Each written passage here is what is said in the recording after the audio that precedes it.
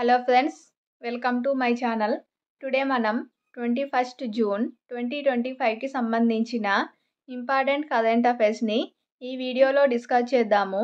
మా ఛానల్ని కనుక ఫస్ట్ టైం చూస్తున్న వాళ్ళుంటే వీడియోని లైక్ చేసి ఛానల్ని సబ్స్క్రైబ్ చేసుకోండి. డైలీ కరెంట్ అఫైర్స్కి సంబంధించిన వీడియోస్ మన ఛానల్లో ఉంటాయి. చూడని వాళ్ళుంటే కనుక చూడండి. సో టుడే ఫస్ట్ టాపిక్ చూసినట్లయితే జూన్ 21న డే ఇంపార్టెన్స్ చూసినట్లయితే ప్రతి ఏటా కూడా అంతర్జాతీయ యోగా దినోత్సవంగా జరుపుకోవడం జరుగుతుంది. ఇది మనందరికీ తెలిసిందే. జూన్ 21న అంతర్జాతీయ యోగా దినోత్సవం. మన ప్రాచీన సాంప్రదాయంలో యోగా ఒక భాగం.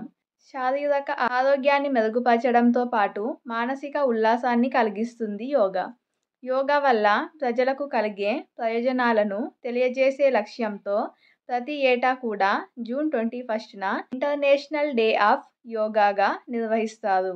2025 సంవత్సరానికి యోగా దినోత్సవం యొక్క థీమ్ చూసినట్లయితే 2025 నినాదం yoga for one earth one health. అలాగే యోగా భారతీయ సాంప్రదాయం నుంచి వచ్చిన అమూల్య బహుమతి. దీన్ని విశ్వవ్యాప్తం చేసే ఉద్దేశంతో భారత ప్రధాని నరేంద్ర మోదీ 2014 సెప్టెంబర్ 27న ఐక్యరాజ్య సమితి జనరల్ అసెంబ్లీ 69వ సెషన్ ప్రారంభోత్సవంలో ప్రతి ఏటా కూడా జూన్ 21న అంతర్జాతీయ యోగా దినోత్సవంగా జరపాలని ప్రతిపాదించడం జరిగింది. డిసెంబర్ 11న ఈ తీర్మానాన్ని 177 సభ్య దేశాలు ఆమోదం లభించింది. ఈ తీర్మానానికి ఈ విధంగా 2015 నుంచి ప్రతి సంవత్సరం కూడా ఈ జూన్ 21ని ఇంటర్నేషనల్ యోగా డేగా నిర్వహించడం జరుగుతుంది. ఇప్పుడు నిర్వహించబోయే ఈ సంవత్సరం యోగా డే వచ్చేసి 11వ యోగా డే. యోగా డేకి సంబంధించి చూసుకోండి, చాలా ఇంపార్టెంట్ ఇది. దీని నినాదం కూడా చాలా ఇంపార్టెంట్. అలాగే నెక్స్ట్ టాపిక్ చూసినట్లయితే ప్రస్తుత ఆర్థిక సంవత్సరం 2025-26లో దేశ వాస్తవ జీడిపి గ్రాస్ డొమెస్టిక్ ప్రోడక్ట్ వృద్ధి రేటు 6.2% పరిమితం అవుతుందని ఇక్రా తాజాగా అంచనా వేసింది.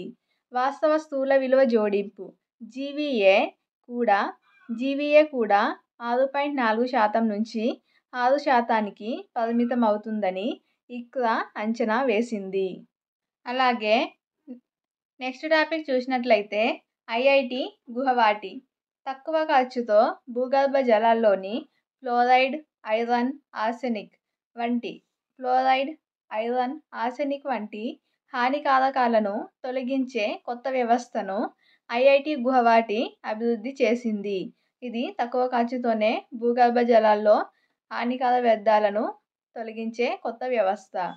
నెక్స్ట్ హెచ్ఐవి వ్యాధికి ఇంజెక్షన్. హెచ్ఐవి అంటే human immuno deficiency virus. HIV వ్యాధిని అదుపు చేసే ఇంజెక్షన్ను బహుళజాతి ఔషధ సంస్థ గిలీడ్ సైన్సెస్ ఆవిష్కరించింది. లెనాకపవిర్ అనే ఇంజెక్షన్ను హెచ్ఐవి వ్యాధి వ్యాప్తిని నిరోధించడానికి రూపొందించారు. ఏడాదికి 2 సార్లు తీసుకోవాలి.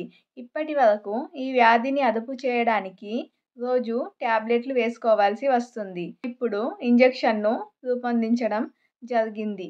ఏ సంస్థ అంటే గిలీడ్ సైన్సెస్ అనే ఔషధ సంస్థ దీన్ని అభివృద్ధి చేసింది. నెక్స్ట్ 25,000 మందితో సూర్య నమస్కారాలు. విశాఖ వేదికగా ఆంధ్రప్రదేశ్లో గిరిజన విద్యార్థులు ఆంధ్ర విశ్వవిద్యాలయం ఇంజనీరింగ్ కళాశాల మైదానంలో 25,000 మంది విద్యార్థులు 108 నిమిషాలు 108 సూర్య నమస్కారాలు చేసి గిన్నిస్ బుక్ ఆఫ్ వరల్డ్ రికార్డును సృష్టించారు. నెక్స్ట్ టాపిక్ చూసినట్లయితే కర్బన బడ్జెట్. భూ ఉష్ణోగ్రత అదుపు లేకుండా పెరిగిపోతే జీవజాలానికి ముప్పు తప్పదు.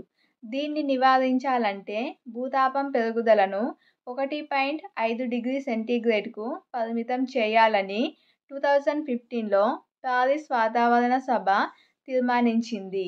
ఈ పరిమితిని దాటకుండా ఉండాలంటే కర్బన ఉద్గారాలను నిర్దిష్ట స్థాయిలో ఉంచాల్సి ఉంటుంది. ఈ ఉద్గారాల పరిమితినే కర్బన బడ్జెట్ అంటారు. ప్రపంచ దేశాలు ఇప్పుడున్న స్థాయిలోనే బొగ్గు పులుసు వాయువును వెలువరిస్తూ పోతే వచ్చే 3 ఏళ్లలో కర్బన బడ్జెట్ ఖర్చయిపోతుంది వాతావరణ శాస్త్రజ్ఞులు హెచ్చరిస్తున్నారు. బొగ్గు పులుసు వాయు ఉద్గారాలు తగ్గకపోతే 2048 కల్లా భూ ఉష్ణోగ్రతలో పెరుగుదల 2 డిగ్రీల సెంటీగ్రేడ్కు చేరుతుంది.